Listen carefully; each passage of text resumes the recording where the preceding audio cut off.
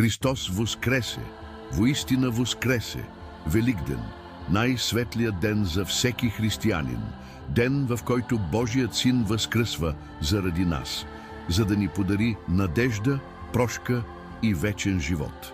След болката на разпети петък, след тишината на Велика събота, на третия ден гробът е празен, смъртта е победена, Христос е възкръснал, Христос воскресе. Не е просто поздрав, това е вяра, това е победа, това е обещание. Нека запалим свещ и се смирим, защото дори когато всичко изглежда загубено, Бог ни води към светлината.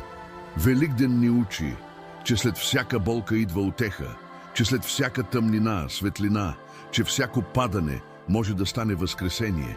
Вярата е по-силна от страха, светлината по-силна от мрака, а духът по-силен от всичко. И никога, ама никога не се отказвай.